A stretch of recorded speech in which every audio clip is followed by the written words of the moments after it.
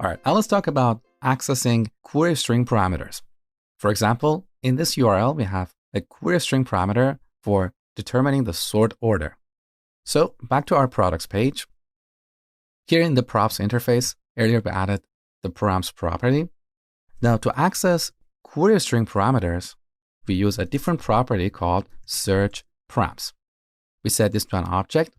In this object, we can have one or more properties. Currently, we have a single query string parameter that is sort order of type string. Then we add it right here. So this is where we are destructuring the props to extract params. Right after that, we add search params, and we can further destructure it to grab the sort order. As simple as that. Now let's render it here. Sort order. All right, we can see it here. Beautiful. Now if we change this to price, we see price. Lovely. Now here's a little exercise for you. Let's go back to our users page. I want you to add the ability to sort the list by name or email. So when we click on the name, we should see sort order in the query string, and the table should be sorted by user's name. To sort data, there are various libraries. I would suggest you to look at fast sort. So search for fast sort npm, and you can find this library. It's very easy to use. Spend a few minutes to read the documentation and figure out how to sort the data.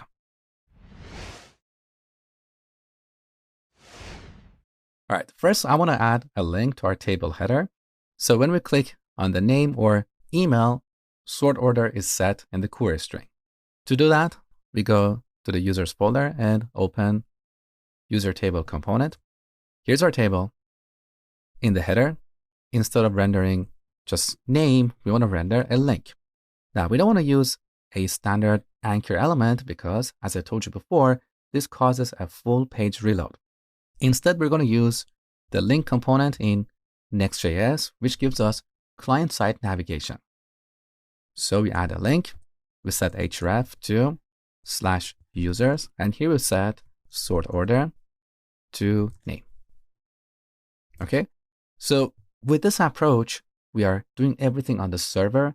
In contrast, in standard React applications that are rendered on the client, to implement something like this, we typically have a state variable. We also have to handle the click event of a link or a button to change the state.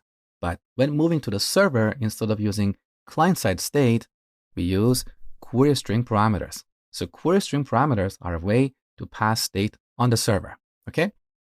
So here's our link. Now let's add another link for email. Here we set sort order to email and label to email. Let's test our application up to this point. So here, if we click on name, sort order is name. If we click on email, sort order is email. Beautiful. Next, we need to implement sorting. And to do that, we're going to use the fast sort library. So here in the terminal, let's install fast sort. Good. Now, to sort data, first we need to access query string parameters. As I said before, we cannot do that in our components. So anytime we need to access URL or query string parameters, we have to do that in our pages and pass data to our components. So let's go to the users page, users/page. On this page, we can access our query string parameters. So let's define an interface for props. Here we set search params to an object with a property called sort order of type string. Next, we add that here. We can destructure it right away. Search params. We can also destructure it more and grab the sort order. Now, before going further, let's make sure our application works up to this point. So we can do a console log and render sort order. We could also render it here. That works as well. So I'm going to refresh this page. Now, back in our terminal window, look, we have email here on the console. Beautiful. So this part is working. Now, we need to pass the sort order to our user table. So here we set sort order to sort order. Now let's go back to this component and define the props interface. So interface props. Here we add sort order of type string. Next, we add props to our component. So here we destructure it and grab sort order. Good. Now to sort data, on the top, we need to import the sort function from FastSort. I forgot the syntax for that, so let's quickly go back to the documentation. There you go. We import this function, put it on the top.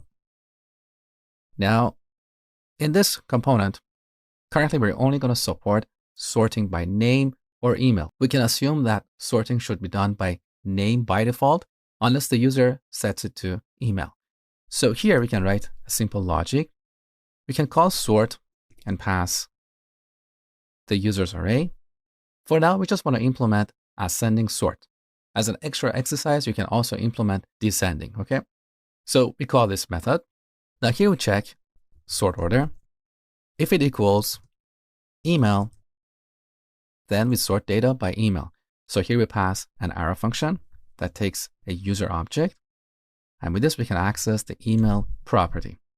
Otherwise, if sort order is set to anything else, even an invalid property, by default, we sort by the name property. So we pass another arrow function and access the name property.